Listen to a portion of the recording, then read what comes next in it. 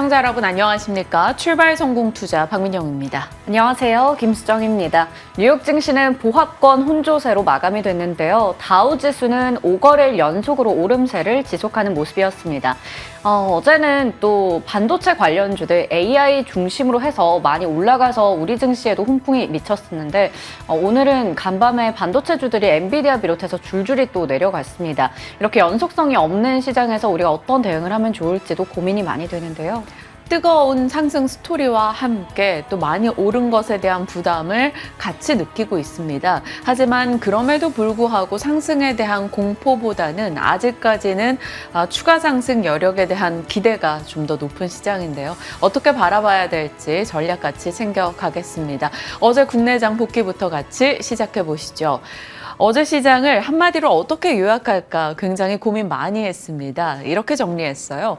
자켓을 벗어 던지고 전력 질주. 여기서 자켓이 의미하는 바는 섬유의복 업종입니다. 이쪽을 제외하고는 어제 전 업종이 함께 올라서는 모습 있었고요.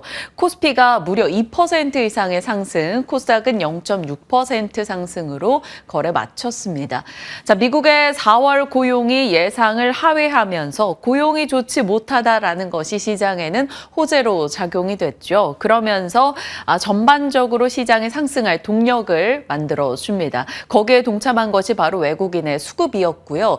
외국인의 선물 매수 계약 규모로는 역대 1위를 기록했던 어제입니다. 현선물 강한 매수가 유입됐고요. 그 외국인의 수급은 바로 반도체 쪽으로 집중이 됐죠. 우리가 쉬고 있던 사이 엔비디아가 급등했다라는 것과 삼성전자가 올라서며 8만 전자를 회복한 점, 그리고 트렌드포스에서 HBM에 대한 강력한 긍정의 시나리오를 다시 한번 던진 것, 이 모든 것들이 힘이 돼줬습니다. 그리고 삼성전기가 3분기 유리기판 파일럿 라인을 구축하겠다라고 얘기하며 다시 한번 유리기판 쪽에 불을 지피기도 했죠.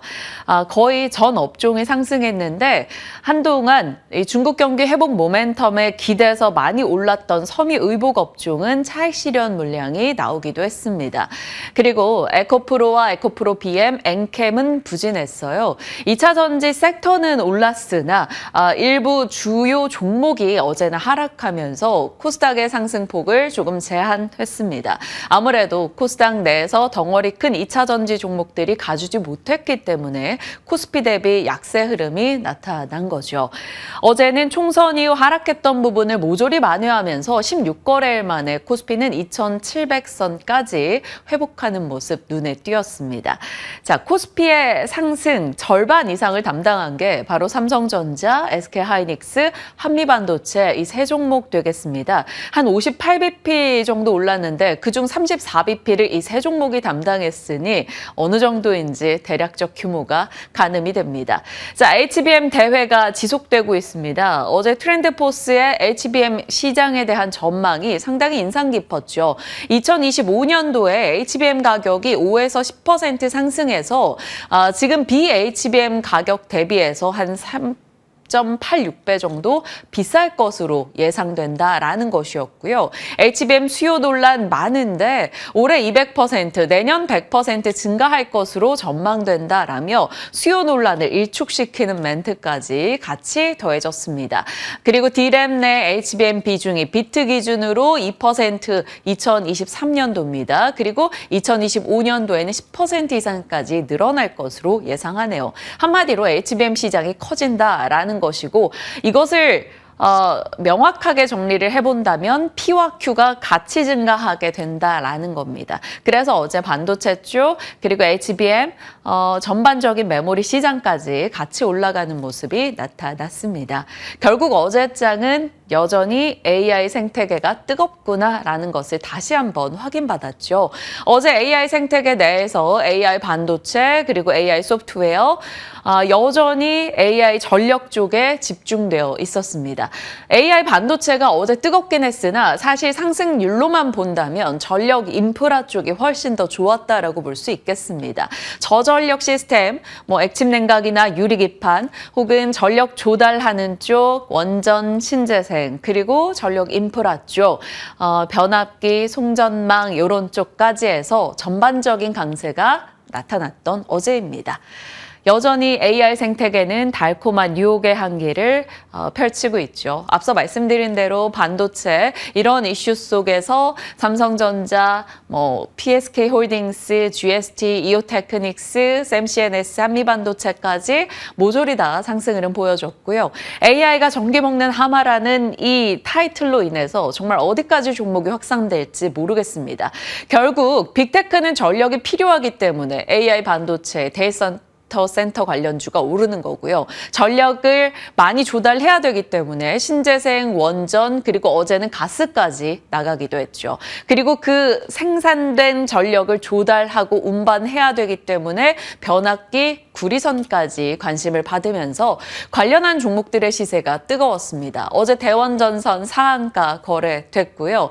제일전기공업은 1대1 무증 소식으로 인해서 상한가, 세명전기 역시 상한가, 이쪽 전력 밸류체인에서 상한가 종목이 무려 3종목이나 등장하면서 강한 급등을 나타냈습니다. 제일전기공업 같은 경우 기억하실지 모르겠어요. 시장에서 지금 변압기 중심에 관심이 있었다가 전선까지 옮겨가고 그다음에 전력 기기 부품까지 관심이 옮겨가고 있다라고 얘기 드릴 때 그 시장에 가장 관심 두고 있는 종목이라고 언급을 드렸던 바가 있었습니다.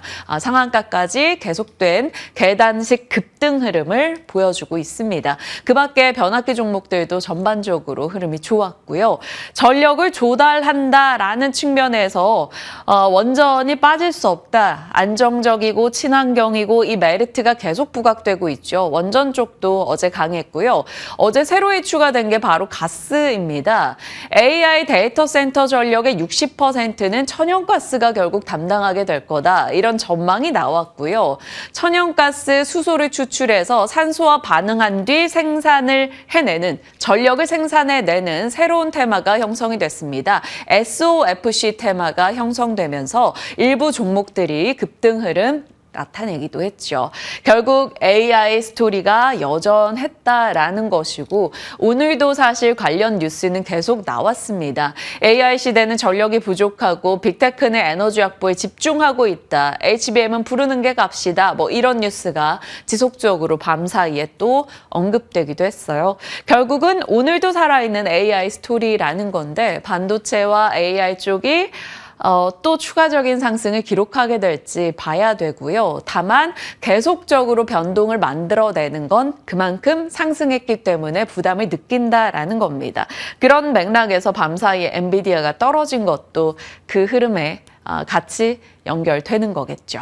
자, 그리고 오늘은 HD 현대마린이 상장하는 날입니다. 어제 이를 앞두고 신조선가 상승과 함께 맞물려서 조선주들도 강세 흐름 나타냈죠. HD 현대미포, HD 현대중공업, 한화엔진, KSP 등의 종목들이 강세 흐름 보였습니다. HD 현대마린 솔루션 바로 오늘 상장이고요. 최대 주주는 HD 현대, 지분율 55.8%, 2대 주주가 KKR인데 이 2대 주주의 보유 주식이 6개월 보유 예수 이후에 해제가 됩니다. 상당히 짧은 기간이고요. 그렇기 때문에 조금 변동을 야기할 여지가 있다라는 것은 기억해 볼 필요가 있겠습니다. 일단 수주 선박에 대한 AS 하는 업체로서 시장에서 관심을 크게 모으고 있고요. 올해 상반기 IPO 가장 큰 사이즈이기도 합니다. 청약 경쟁률도 높았던 편이었고요. 다만 걸리는 게 이 2대 주주의 보유 예수 기간이 짧다라는 점, 그리고 전체 유동 주식이 전체의 16%, 의무 보유 확약을 감안했을 경우 유통 가능 물량이 10%밖에 되지 않습니다. 품절주라는 거죠. 이 말을 두 가지로 해석이 가능할 겁니다. 첫 번째로는 품절주이기 때문에 조금만 수급이 들어와도 급등을 하고 따블 기대를 해볼 수 있다라는 거고, 반면에 이 보호예수 물량이라던가 외국인의 의무 보유 확약 비율은 그리 높지 않다라는 것을 살폈을 때 만약 수급이 뒷받침되지 못한다면 수급 변동이 굉장히 심할 수 있다라는 겁니다. 그래서 어느 쪽으로 오늘 시장이 답을 줄지는 모르겠으나 지켜봐야 될 것 같아요. 그리고 무엇보다 시장은 이 쪼개기 상장에 대한 시선이 그리 곱지 않습니다. LG 엔솔 분할 상장할 때도 그랬고요. 카카오에서 카카오뱅크나 카카오페이가 이렇게 분할 상장될 때도 그랬습니다. 이 또한 마찬가지겠죠. 그런 시선을 극복하고 품절주에 힘입어서 단기 수급 급등이 나올 것인지 아니면 수급 변동을 예상하고 그렇게 메리트를 느끼지 못할 것인지 오늘 지켜봐야겠습니다.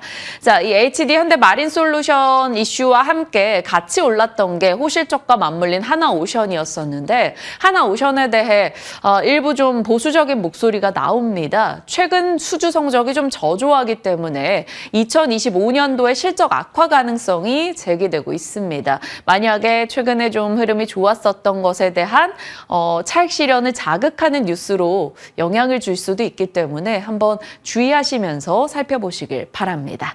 자, 이렇게 어제 시장과 오늘 눈여겨볼 내용들 하나씩 정리해가고 있습니다. 밤사이 뉴욕장은 다우와 S&P 500은 올랐으나 나스닥은 떨어진 채 거래 마쳤습니다. 이번 주가 중요 지표가 없는 주간이다 보니까 큰 변화가 없었던 증시였어요. 다만 눈에 띄는 발언은 있었죠. 닐 카시카리입니다. 미니애폴리스 연은 총재입니다.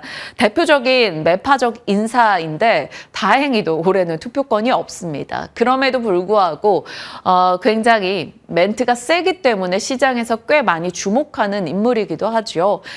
금리 인상도 옵션 중에 하나이다라고 이야기하면서 시장에 매파적인 찬물을 또 끼얹는 느낌이었습니다. 다만 국채금리는 하락했어요. 투표권이 없었다라는 것과 이런 매파적 발언에 어느 정도 시장이 내성이 생기기도 했기 때문이죠. 거기다가 3년물 입찰이 호조를 기록하면서 국채금리가 추가 하락을 나타내기도 했습니다. 오히려 이런 매크로 데이터보다는 종목별 이슈가 더 민감했던 장이었다. 이렇게 정리 가능하겠습니다. 일단 가장 중요했던 게 바로 애플의 렌루즈 행사겠죠. 5월 7일에 새로운 아이패드 공개에 대한 모멘텀을 시장은 보고 있었고요. 실질적으로 2022년 10월 이후 첫 아이패드가 공개됐습니다. 일각에서는 실망스럽다라는 표현도 나오고 있는데 그럼에도 불구하고 잘 판매될 것이다라는 기대감도 여전히 갖고 있습니다. 그 전 거래일에 이슈가 됐던 버크셔 측의 애플 비중 축소 이야기와 같이 맞물리면서 조금 매도 공방이 있었던 것 같아요. 그래도 0.3% 정도 오르면서 거래 마쳤습니다. 자, 그 밖에 종목으로는 엔비디아입니다. 애플이 자사 AI 칩을 개발한다라는 월스트리트 저널의 보도가 있었죠. 그러다 보니까 엔비디아가 그로 인한 변동을 좀 맞습니다. 1.7% 빠졌는데요. 드라켄밀러 억만장자죠. 그가 AI가 지금 단기적으로는 과대평가되어 있다라고 코멘트하면서 엔비디아에 대해서 일부 비중을 축소했다라는 얘기를 꺼내놨습니다. 2022년도 말 150달러에 사서 900달러에 처분했다고 하네요. 대단합니다. 일부 지분을 축소했다라는 이슈와 함께 엔비디아에 대한 심리가 조금 눌리는 모습이었어요. 다만 장기적으로 4, 5년간 AI 스토리는 여전히 낙관적으로 본다라는 추가 코멘트도 있기는 했습니다. 자, 테슬라는 또 3% 이상 밀려났습니다. 이사회 의장이 지분을 또 매각했다라는 뉴스도 있었고요. 미국 내에서 중국의 전기차 판매가 중국 전기차 판매가 성장을 하고 있다라는 소식이 들려왔습니다. 그러면서 테슬라가 밀렸는데 4월 중국 판매량도 줄었다라는 보도까지 더해지면서 전체적으로는 테슬라 심리가 그리 좋지 못했다라고 볼 수 있겠습니다. 자, 애플 아쉽지만 버텼다 이렇게 정리가 가능할 것 같고요. 잠시 후에 애플 얘기는 다시 한번 다루겠습니다. 섹터로 봤을 때는 오른쪽에서 조금 평소와는 이색적이죠. 보통 자동차니 AI 반도체니 로봇이니 자율주행이니 이런 것들이 많이 올라갔었는데 이날은 화학과 농업, 비료 쪽 그리고 농기계 쪽 종목들이 강세 흐름을 나타냈습니다. 브라질의 홍수 이슈도 있었고 이제 슬슬 슬슬 여름 폭염 혹은 폭우 이런 이슈가 부각되는 시기라서일까요? 아니면 지정학적 리스크가 좀 고조될 여지가 있어서일까요? 이런 쪽의 움직임이 있었다 정도 일단 체크해 두시길 바랍니다. 이게 연속성을 띌 경우 다시 정리해서 투자 아이디어를 같이 고민하겠습니다. 자, 리튬 쪽도 오르긴 했는데 앨범알이 아니었고요. 리튬 아메리카스나 시그마 등의 종목이 강세 흐름 나타냈고 앨범알은 0.5% 정도 상승에 그쳤습니다. 여전히 시장은 실적 시즌을 아직 지나가고 있는 중이다 보니까 실적에 웃고 우는데 이날은 좀 우는 쪽이 많았던 것 같습니다. 디즈니가 스트리밍 쪽이 예상보다 부진했다라는 소식에 급락 나왔고요. 데이터독도 리더십 교체 이슈 속에 호실적을 묻으면서 급락으로 진행이 됐습니다.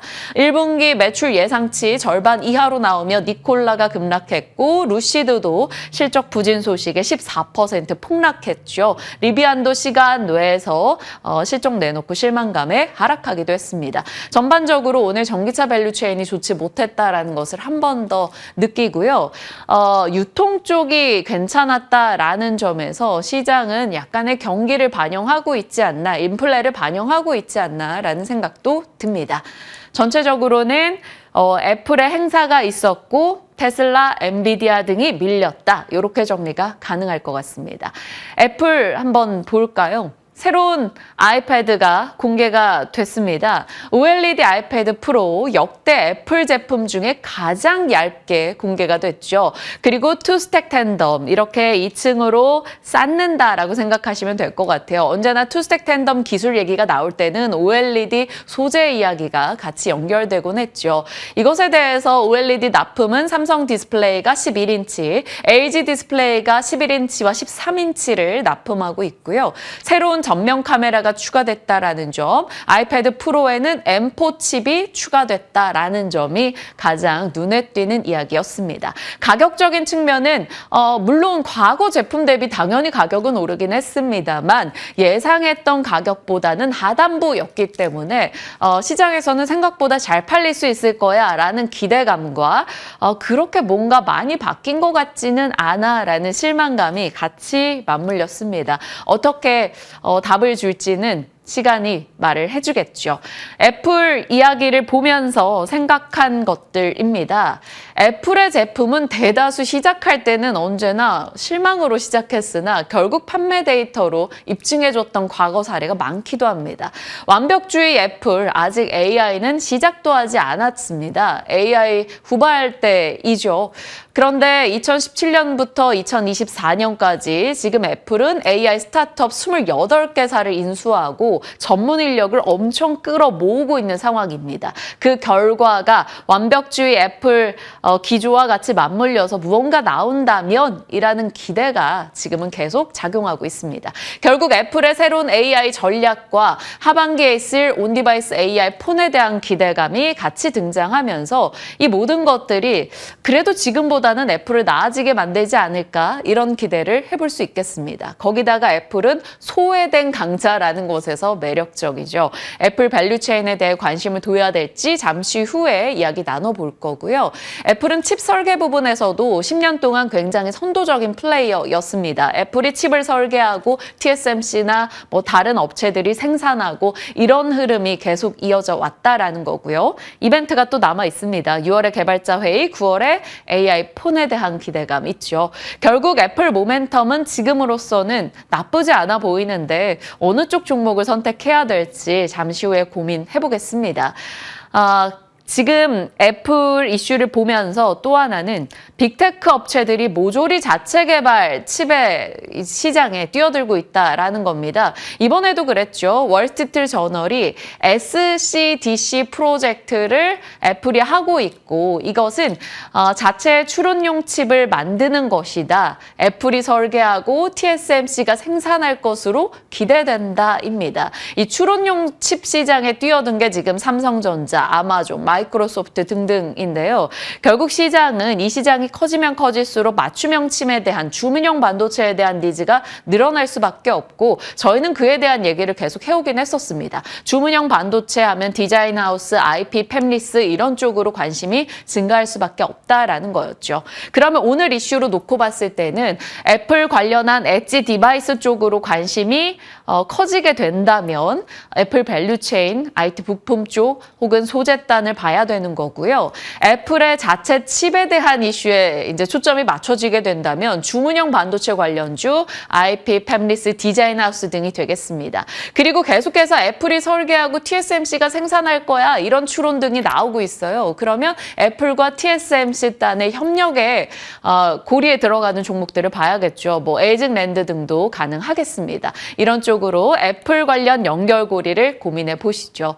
그리고 애플 관련주 내에서 앞서 투스택 텐덤 이야기가 나왔으니 어차피 이건 다 노출된 내용이긴 합니다. 그러니까 어떨지는 모르겠으나 OLED 쪽은 빼놓을 수 없을 것 같아요. 작년 12월이었는데 아이패드 OLED 전환이 임박했기 때문에 관련한 종목군들을 체크해야 됩니다. 라는 브리핑을 했었어요. 저도 까먹었다가 다시 찾아보고 인지했는데 그때 당시에 유리기판 얘기를 했었더라고요. 올해 3월 처음 했다라고 생각을 했었는데 이렇게 시장에서는 증권가에서 미리 좀 내다보고 있었던 거구나라는 걸 새삼 느꼈습니다. 이런 소재단의 OLED 종목들 혹은 유리기판 쪽 여전히 같이 관심을 둘 수 있을 것 같고요. 과거 아이폰이 OLED를 채택하고 나서 OLED 스마트폰 침투율이 높아졌었다라는 걸 봤을 때는 이번에 아이패드 OLED 그리고 이후에 있을 맥북 OLED, OLED 쪽도 분명 소외된 한 자락으로서 관심을 충분히 받을 만하지 않을까 기대감도 높아지고 있습니다.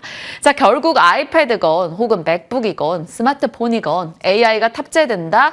AI가 탑재되는 이 마지막 최종 엣지 디바이스 얘기가 나오면 온 디바이스 AI 빼놓을 수 없는 이슈이고요. 어느 쪽으로 관심을 두게 될지는 모르겠으나 최근 대만의 테스트 소켓 업체들의 실적이 좋아지고 있다라는 뉴스도 있고요. 주문형 반도체 하면 또 MPU 쪽 얘기도 어김없이 나올 수 있을 겁니다. 그리고 디자인 하우스, 에이징랜드 중심으로 관심을 가져야 될지 궁금해지네요. 잠시 후에 전략 챙겨보겠습니다. 자, 연결고리입니다. 골드만삭스가 삼성바이오로직스에 대한 매수 권고 의견을 냈습니다. 목표가를 100만 원 이상으로 훌쩍 높게 잡아둔 상황이고요. 한번 체크해 보시길 바랍니다. 단독 뉴스긴 한데 티웨이항공이 파리 노선 취향 승인을 받았다라는 뉴스 당연히 호재성으로 해석될 여지가 있겠죠. 진코솔라 회장이 태양광 패널 가격 더 빠질 수가 없다라고 얘기했습니다. 바닥에 대한 언급이 나왔다라는 점에서 또 미중 갈등 속의 태양광 어떨지 봐야겠고요. 이스라엘이 하마스 휴전 제한 수용 불가하다라는 얘기를 꺼내 들었네요. 다시 한번 에너지 쪽이 단발적 테마로 들어갈지 봐야 되겠고요. 어제 시간 외에서 강세 흐름 보였던 쪽은 이 음식료였습니다. 세계 최대 콩 생산국인 브라질 홍수로 인해서 대두 가격이 올라갈 것이다. 이런 전망이 나온 거죠. 연결고리 내용들 기억하시면서 단기 트레이딩 등에 활용해 보시고요. 골드만삭스의 삼성바이오로직스 내용도 기억해 보시길 바랍니다.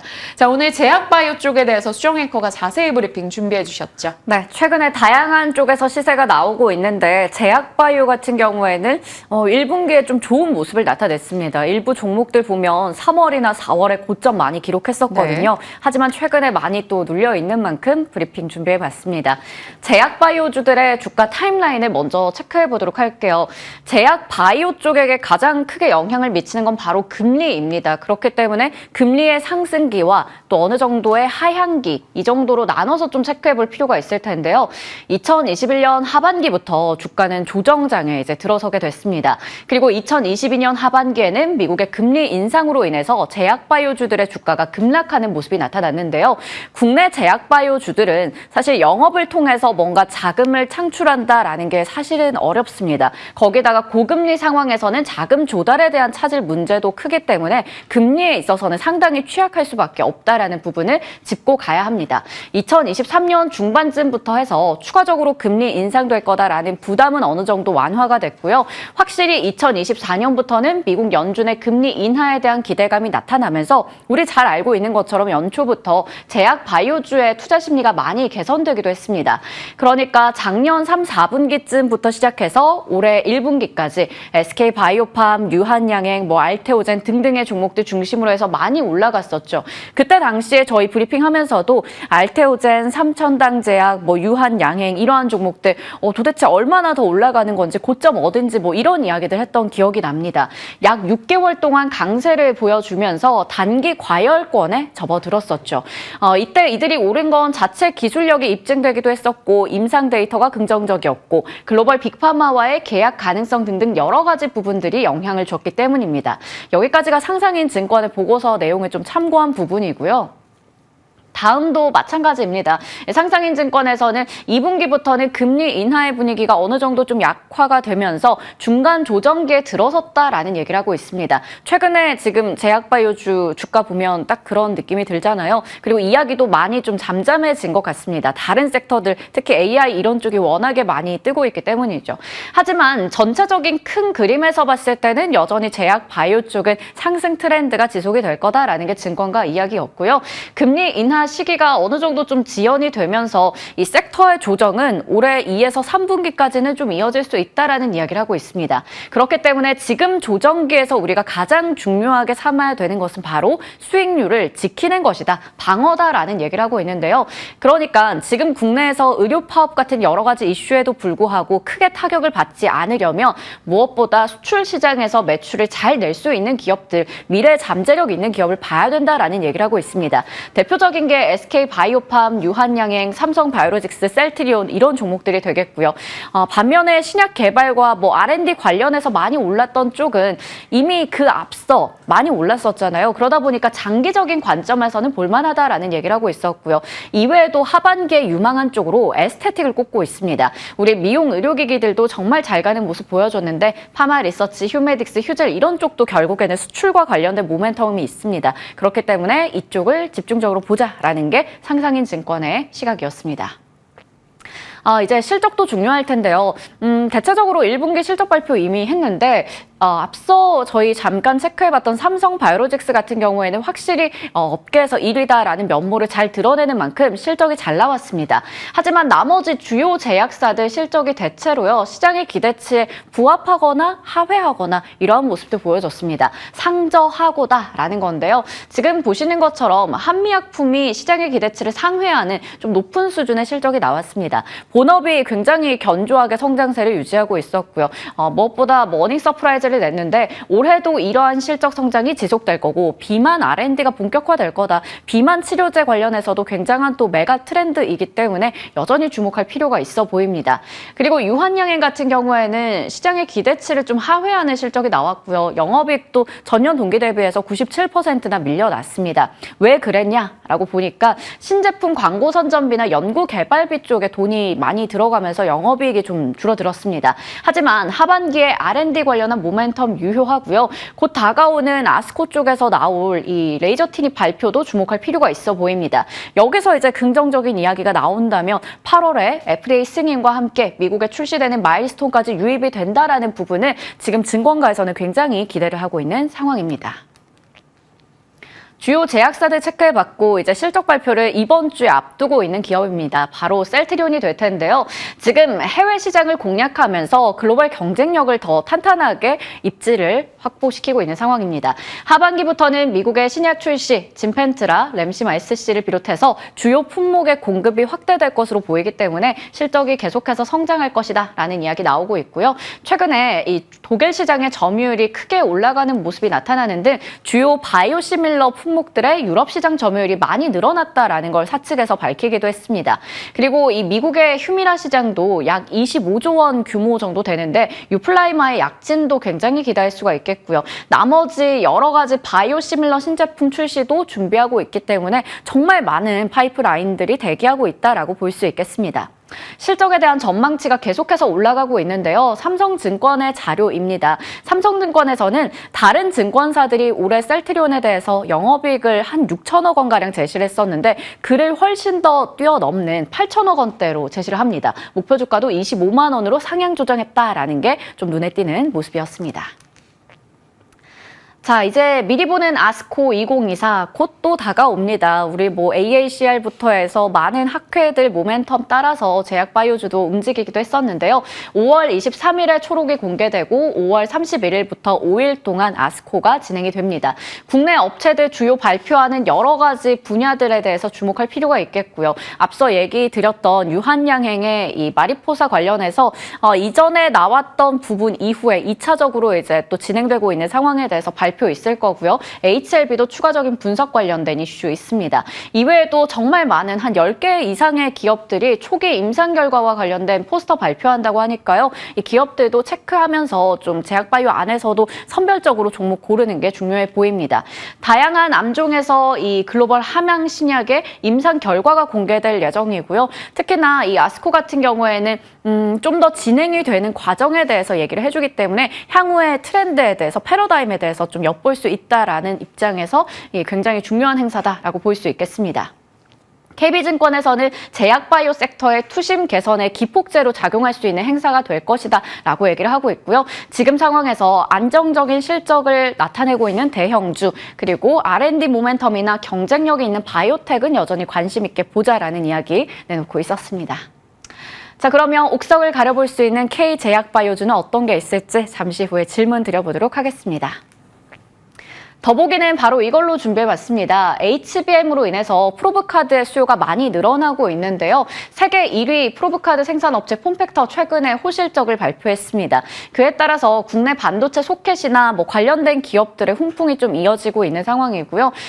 역시나 2분기에도 실적이 좋을 거다라는 이야기 나옵니다. 최근에 SK하이닉스도 디램용 프로브카드 국산화하겠다라는 이야기 나오면서 굉장히 이 국내 관련주들 많이 좀 부각이 됐거든요. 마이크로2 나노 이런 쪽은 SK하이닉스 향이기도 하고 4월 들어서 60% 넘게 주가 올랐습니다. 이외에도 샘 CNS도 어제장에서 흐름 좋았고요. PMT나 TSE, 솔브레인 등등도 주목할 포인트가 있는 것 같아서 꾸준히 한번 지켜보면 어떨까라는 생각이 들었습니다. 저희 투자뉴스 7 출연자 임성호 부장님이 또 프로브카드 관련주들을 네. 굉장히 오랫동안 전략으로 10시 잔금 해제를 통해 밀었었는데 내일 또 나오시니까 관련주들 전략 챙겨가도록 하겠습니다. 시장에 대한 고민 같이 풀어보시죠. 지금 출발합니다.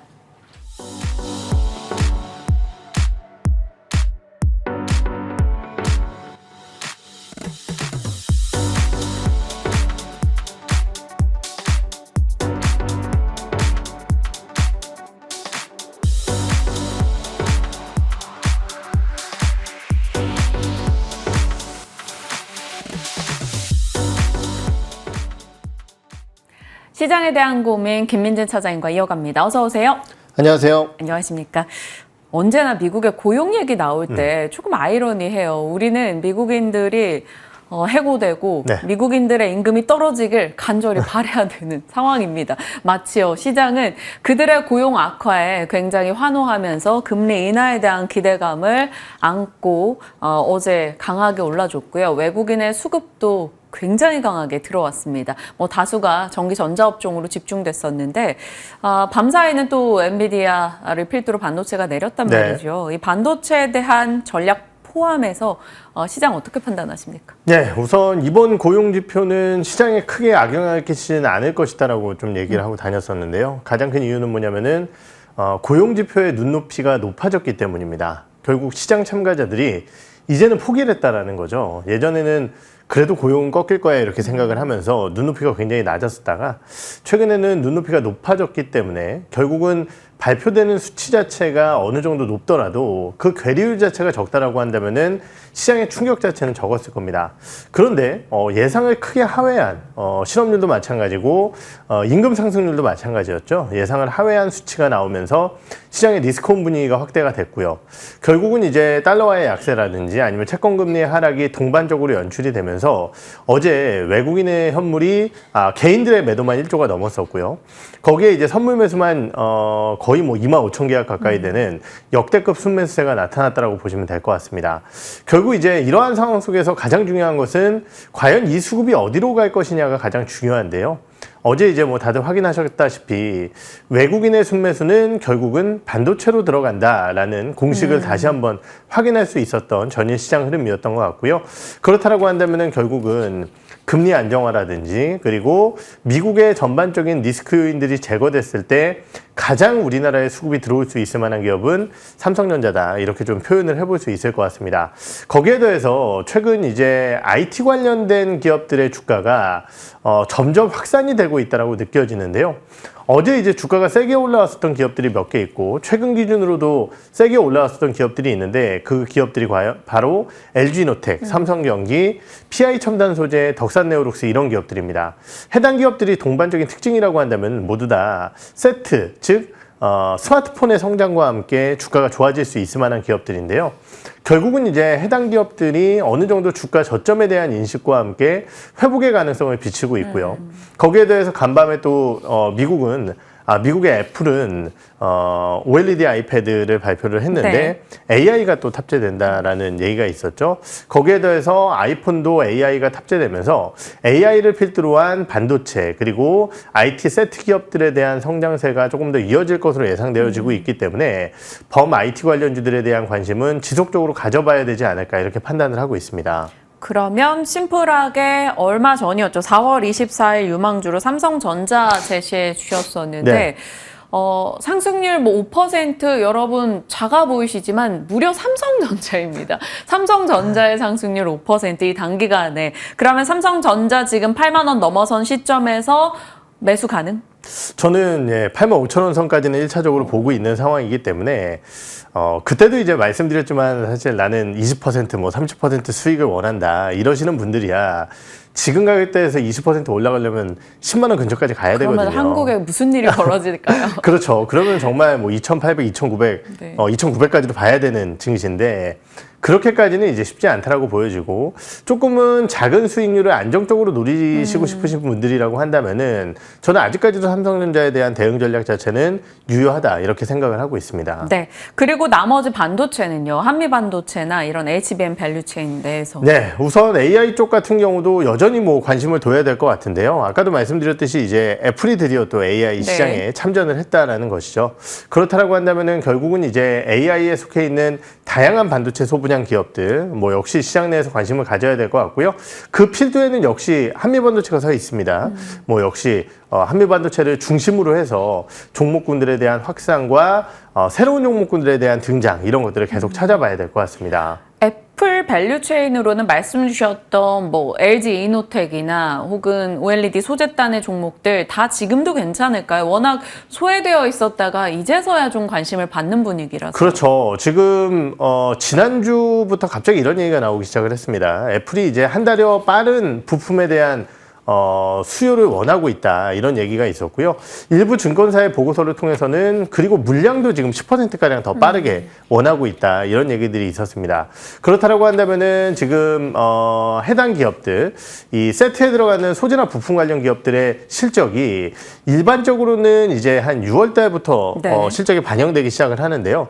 이번에는 5월 달부터 반영이 되니까 2분기부터 실적이 굉장히 좋아질 겁니다. 그렇다라고 한다면은 2분기 실적에 대한 확신을 가질 수 있다는 측면에서 안정적인 대응처가 될 수 있다는 판단이 들고요.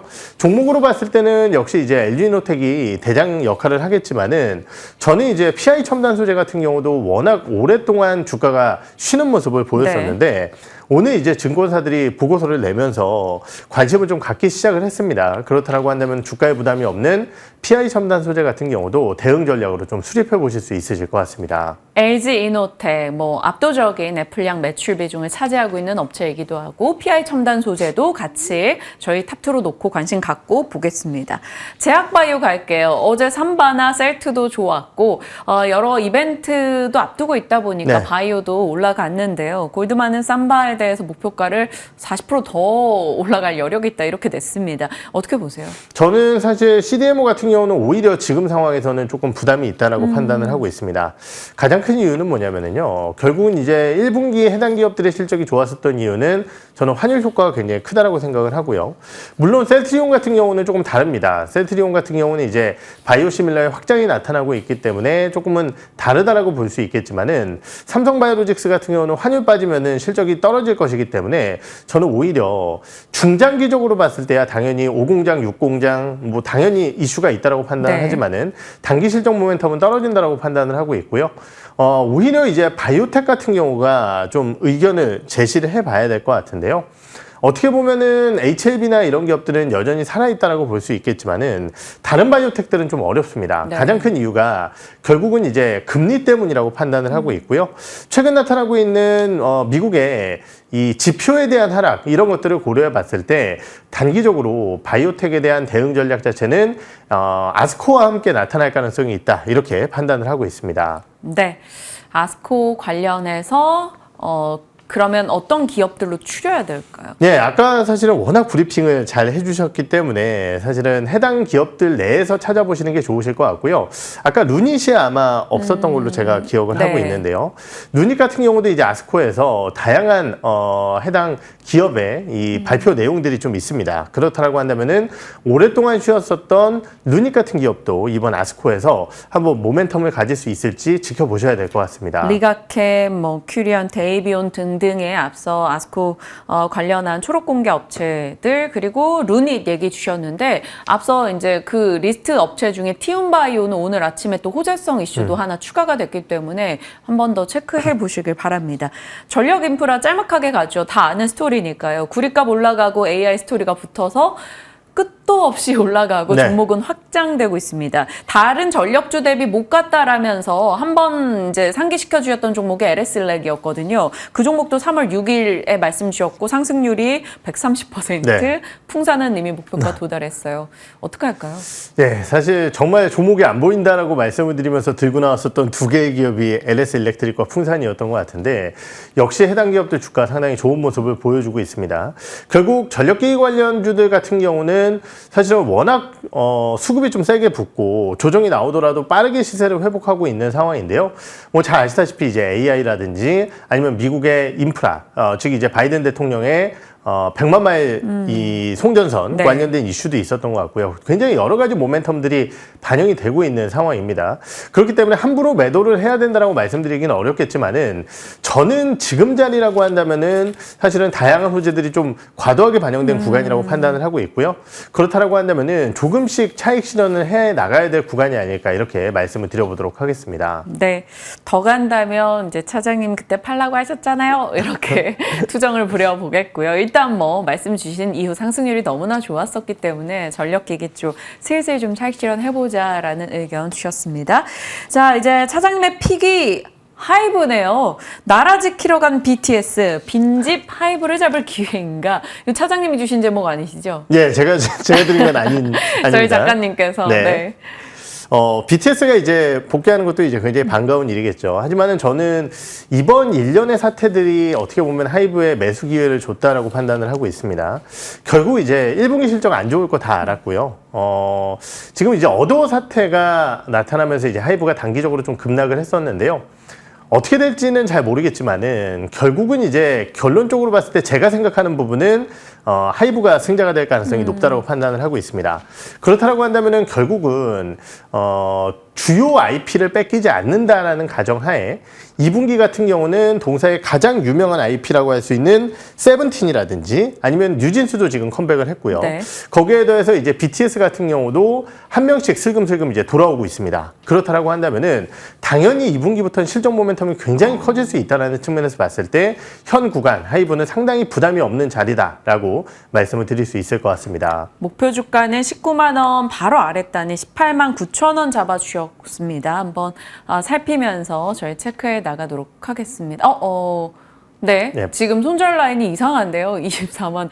네, 목표가가 24만 네. 원. 그 손절 라인이 18만 9천 원. 죄송합니다, 여러분. 착각했습니다. 하이브 얘기 주셨으니까요. 한 번 더 관심 두고 저희 지켜가도록 하겠습니다. 김민진 차장과 함께했습니다. 고맙습니다. 네.